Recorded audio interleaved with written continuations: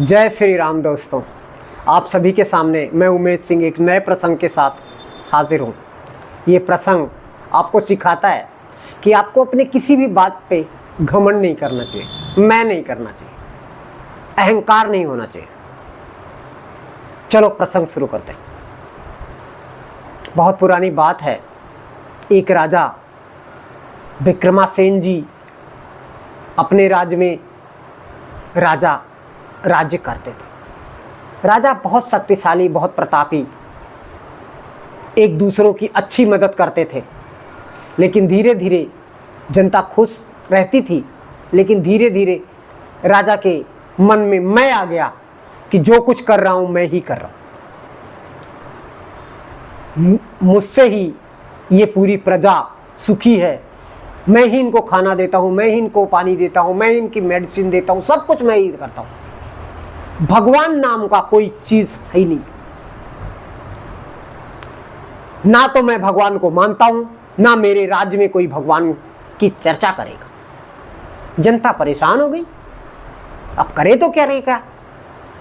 ना मैं पूजा पाठ करूंगा, ना कोई मेरी राज्य में कोई पूजा पाठ करेगा। जनता अपने आप अपनी कार्य करती रही। धीरे धीरे समय गुजरता गया। उसी राज्य में एक दूर जंगल में एक छोटा सा मंदिर था। मंदिर में पंडित हरिदास जी मंदिर की देखरेख, पूजा पाठ भगवान की करते थे। जैसे राजा को पता चला कि मेरे राज्य में कोई इंसान भगवान की पूजा कर आराधना कर रहा है, तो सैनिकों को बोल के पंडित हरिदास को अपने दरबार में बुलाया। पंडित हरिदास जी सैनिकों द्वारा लाए गए। आके पंडित हरिदास जी शांतिपूर्ण भाव से खड़े होते हैं। राजा क्रोधित होकर बोलते हैं कि पंडित, मैंने अपने राज्य में मना कर दिया था कि कोई मेरे राज्य में पूजा पाठ नहीं करेगा, तुमने ऐसा दुस्साहस किया क्यों? पंडित हरिदास जी कहते हैं, प्रभु मैं तो अपना कार्य कर रहा हूं। मैं मंदिर में पूजा पाठ करता हूं, अपने प्रभु को नहलाता हूं, कपड़े पहनाता हूं, उन्हें भोग लगाता हूं और वहीं से प्रसाद पाता हूं। ऐसे मेरी जीविका चली जा रही। राजा क्रोधित होकर बोले कि भगवान नाम का कोई ऐसा चीज होती ही नहीं है, तो तुम पूजा पाठ कैसे कर सकते हो? पंडित हरिदास ने कहा, राजन, ये आप नहीं, कोई और बोल रहा है। बिना प्रभु के एक पत्ता नहीं हिलता, आप कैसे बोल सकते हो? राजा क्रोधित होकर बोले, तुम या तुम्हारा भगवान अगर 24 घंटे के अंदर कोई चमत्कार नहीं दिखाता, मैं तुम्हें कारागार में डाल दूं।